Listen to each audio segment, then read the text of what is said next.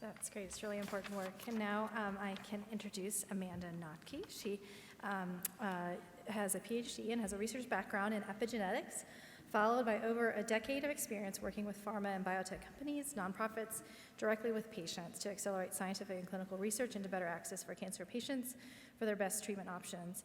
And in Vitae, she focuses on data quality and insights generation for the citizen clinicogenomic data sets. So she's going to speak to us on the importance of contributing your data for research.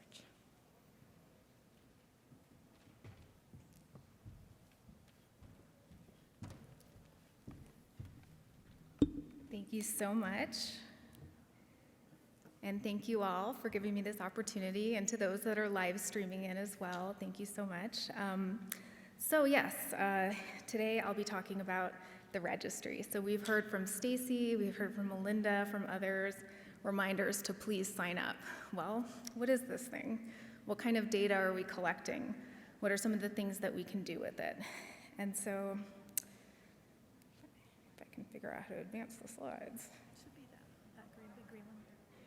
The big green button. Yes, so I'll begin with an overall vision on what we collectively are trying to achieve with this registry, then get into a little bit more of the details about how this information is collected, how it's structured, how we make sure that it's ready for high quality research, and then I'll provide 4 examples of the types of analyses or research questions that are already being answered with this data, and we'll close with some future directions. And so, what are we all here together trying to achieve? And really, one way to put it is ensuring that each individual gets the best treatment possible that is available to them. And the way that we can figure this out, all the way from drug discovery through drug development to regulatory decisions, to guidelines inclusion, to individual decisions between the doctor and the patient, is by looking at data, looking at the information that exists and drawing insights about what is applicable to each individual's situation. And thinking collectively about how to make sure that there are the best treatments available and that the best decisions can be made using data, we can think about 2 paths that data can contribute. And so one is deeper understanding of the treatments that we already have. So there's so much information out there, not just from clinical trials, which I'll talk a little bit about, but also from real-world experiences on treatments. So within everyone's medical records, it's documented. What was the clinical situation with the cancer? What treatments were given? How tolerable were they? And then what was the outcome? And then what was done next? So all of that information is available out there. And if we can pull it together into one place, make it analyzable, we can really understand in a much deeper way the treatments that already exist and apply them in the best way possible for each person. In parallel, there's a high unmet need, and we've heard a lot of exciting developments this morning, and we'll continue to throughout the next few days, about new treatments that are being developed. So all the way from deciding new targets that we can pursue to create new medications, to designing the clinical trials, and then ultimately seeking regulatory approval and bringing them into clinical practice. So there are different types of data, and I just want to take a minute to talk through 2 main categories of data that we think about. And so first and foremost is the clinical trial data, which we can consider essentially the gold standard for data. So clinical trials are designed ahead of time before the data is collected in order to get the best, clearest answer to the question that is being explored. It might be, what is the best dose of a new medication? It might be comparing between 2 interventions to see which one has better efficacy or tolerability. But things are planned ahead of time, and then the data is collected in a very organized way so that it can be analyzed and answer the question. So given the rigorous design of clinical trials, there are some complications or some challenges as well. So it can be limited about how many individuals can participate in a clinical trial. Often this is due to geography or financial barriers to participate. Sometimes it's due to the design of the trial itself, the inclusion or exclusion criteria. But in any case, it can end up from the drug developer perspective, being quite costly, difficult to recruit, and it takes a long time because you're planning it up front, you're running the trial to get the answer, it takes time. So now I want to introduce real-world data as a complementary or supplementary type of data. And so real-world data, as I described, is information about what actually has happened to people as they're going through their cancer journey. And so our platform pulls from medical records, and I'll describe that in more detail. But because it's coming from the real world, and because it's not under a strict design of a clinical trial, there can be variability in the way that information is collected. It can be documented in different ways. There can be gaps in the information available. Not everything is always tested for. Not everything is always documented. However, on the upside, this has the potential to reflect the entire patient population, including looking backwards in time. Given the considerations I mentioned about the variability, it does have a requirement for more sophisticated tools in order to collect this information and to standardize it in a way that it can be analyzed. And so next I'll introduce the Invitae Citizen platform, which powers the Cholangiocarcinoma Registry.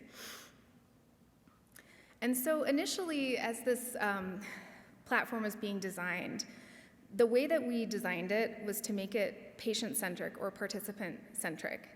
And so that means that it's easy to sign up with, it's free, and it is centered on the individual. So it collects, upon signing up, you provide information about where you've received cancer care, and then our team leverages the HIPAA right of access. So in the United States, you have legal right to your medical documentation, and you can, allow others to do that on your behalf.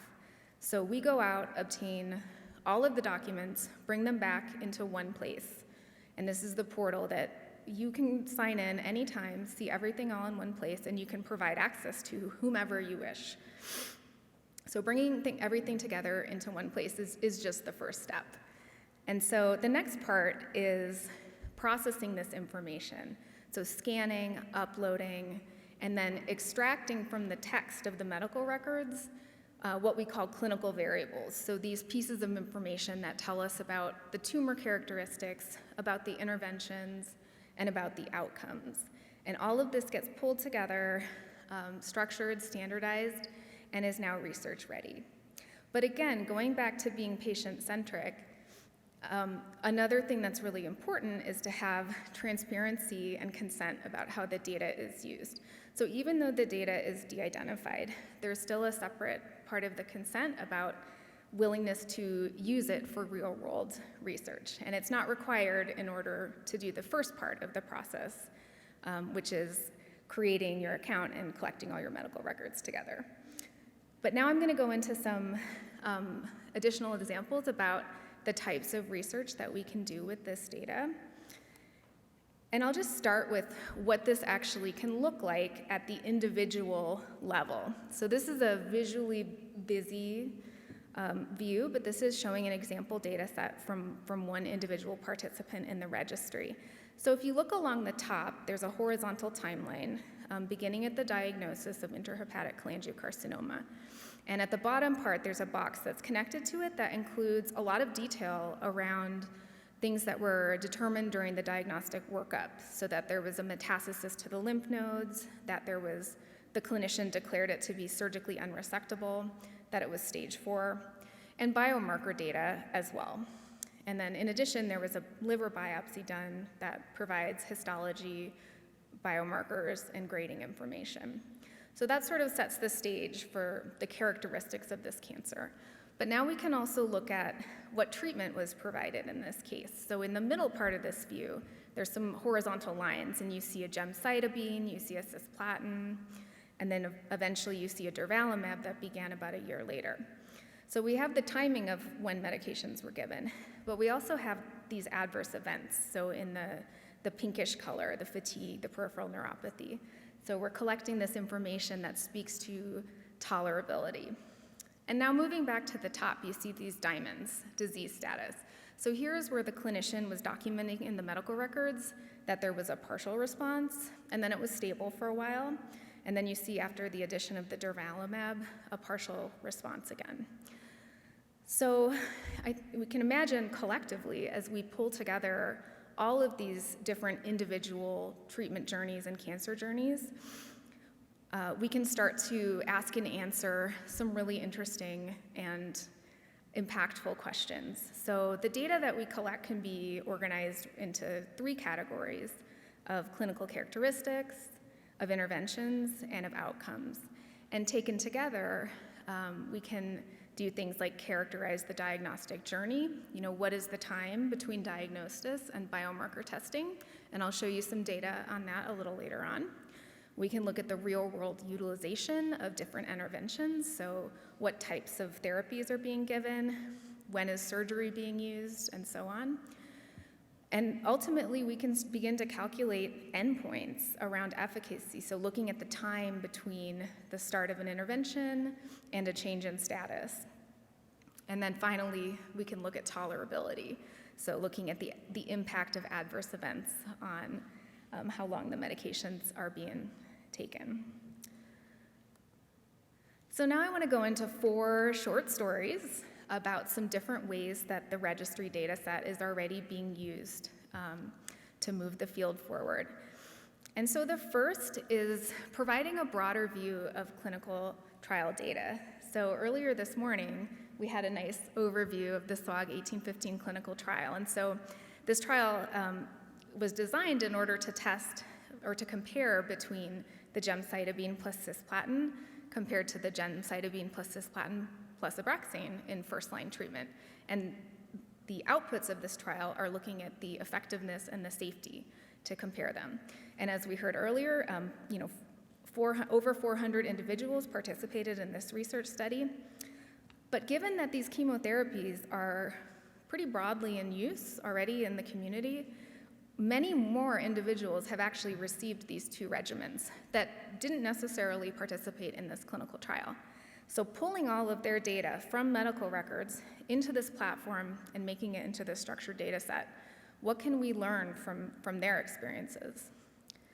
So I'll take a minute to walk through the visual here, but this is based on a starting population of 150 registry participants, and we're looking at the duration of treatment. And the reason we're looking at the duration of treatment is that it speaks to both efficacy, because if there is good efficacy, you would expect people to stay on treatment longer, potentially. And if there's a progression, you expect a change in treatment. But it also speaks to tolerability, because the other main reason that a treatment can change is because of toxicity. So we can measure the duration of treatment in our data because we have the dates that medications were started and the dates that they were ended. And what you see on the right-hand side of this graph here, you see all these horizontal bars. And the set up at the top that says Gem, Cis, Abrax, each one of those rows is an individual participant in the registry, their experience on that therapy.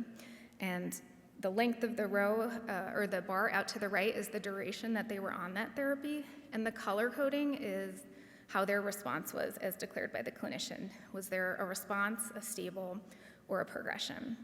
And then the bottom part of this chart is showing for the Gem Cis. So you can see, first of all, you probably noticed there's a lot of variation across this. Some is really short, some is much longer.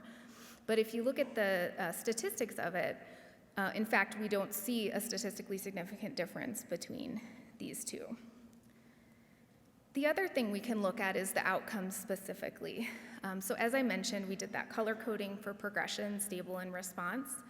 We can run the statistics on this as well and see that there was not in this data set a statistically significant difference in the patterns of first response for these individuals. And similarly, on the right-hand side, looking at the time from when they started the medication to the first progression that they had, no statistically significant difference. And so this analysis was done in October of last year, and in January, when the results came out, they were directionally the same in finding no statistically significant difference between here. So I think this speaks to a use case of this data, particularly for looking at regimens or treatments that are already being actively used. And so the next type of thing that we can do is inform clinical trial development and design. And so here I'm providing an example for FGFR2 fusion. So, multiple pharmaceutical companies are actively working in this space. There have been numerous clinical trials. 3 different medications have launched.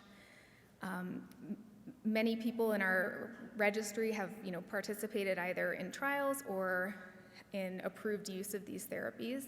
How can we take this information together and start to inform things like R&D, clinical trial design, so that we can help get to better, faster development for the next generation, not just of FGFR2 inhibitors, but any class of therapy. And so here what I'm showing is, again, from a subset of 150 individuals. Each row that you see in this table is a participant in the registry, the fusion, specific fusion of FGFR2 that was found in their cholangiocarcinoma. And so the next column is the date that they were diagnosed. The time to test is the time from their diagnosis to the time that they had the FGFR2 testing. And then what you see in the next 4 columns, the 1L, 2L, 3L, 4L, this is about the lines of therapy. So we want to look at what point in their treatment journey did they receive an FGFR2 inhibitor, and what was their outcome. So where you see an X, it just means that they received some treatment. It's not specified in this visual, but they had something, and then they went on. And where you see the text is where they received an FGFR2 therapy. And the color coding shows what their outcome was. And so, again, you can imagine as we expand this data set, we can start to ask interesting questions about, does the type of fusion partner seem to matter in terms of outcome on specific types of FGFR2 therapies?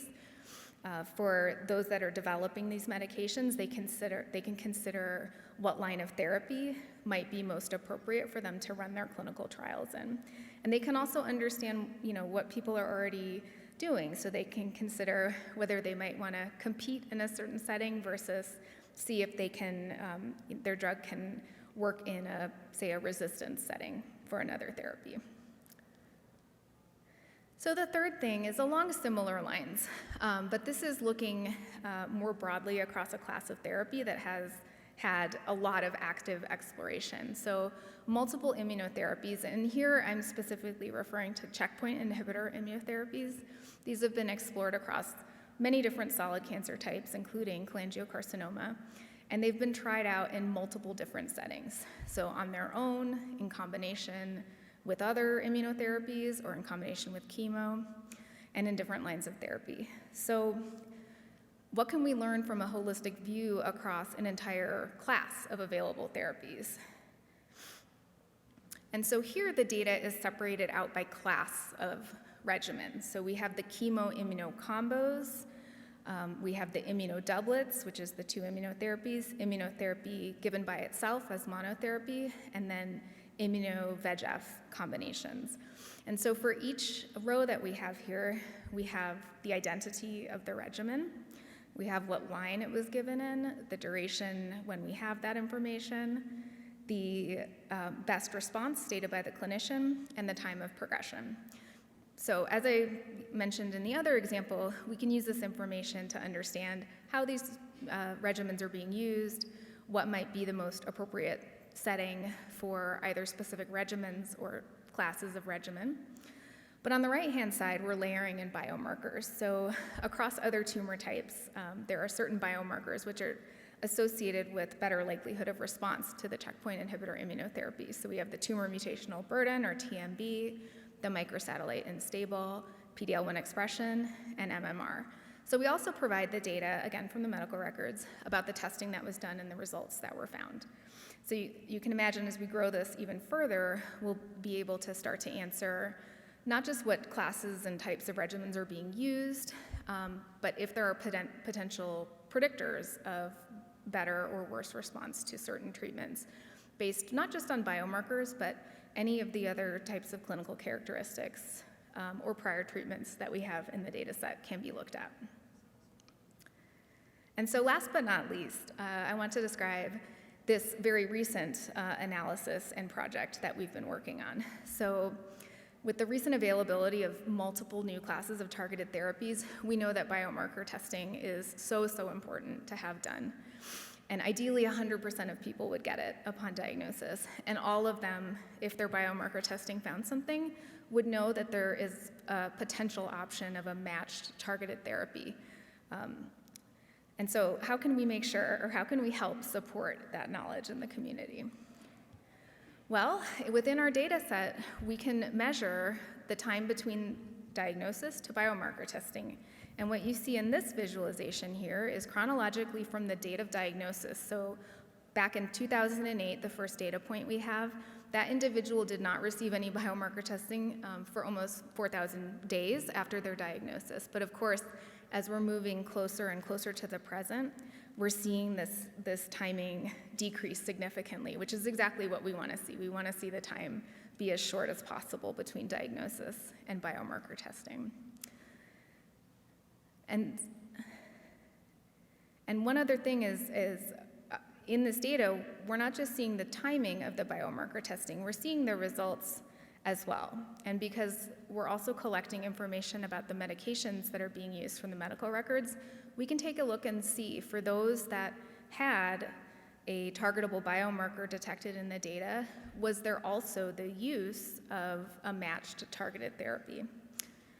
And so this is what I'm showing here from this data set.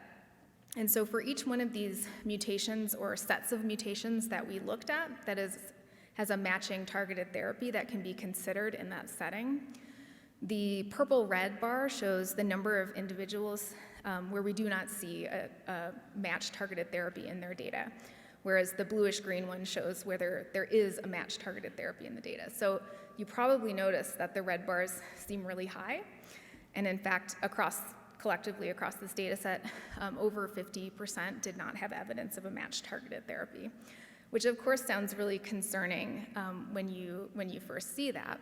But we're able to go into the data and look at the broader context, and we can see that in fact the majority of these individuals, the 37, the big piece of the pie chart, they're either in an early stage of disease or they're in a first-line setting for treatment, which means they would not yet be eligible for these treatments because they're approved in the second line or later. And then there's some other reasons that we see where the treatment decision was actually made before the drug was even approved, so that explains why we don't see it there. But in any case, taken together, we can identify actually 62 individuals within the registry data set that, at least at the time of data collection, had not received a targeted therapy for a biomarker that we see in their data. And so a next step is going to be to reach out to these individuals directly to make sure that they have awareness of this biomarker result in their data and encourage them to discuss with their doctors. So, future directions. So, obviously one of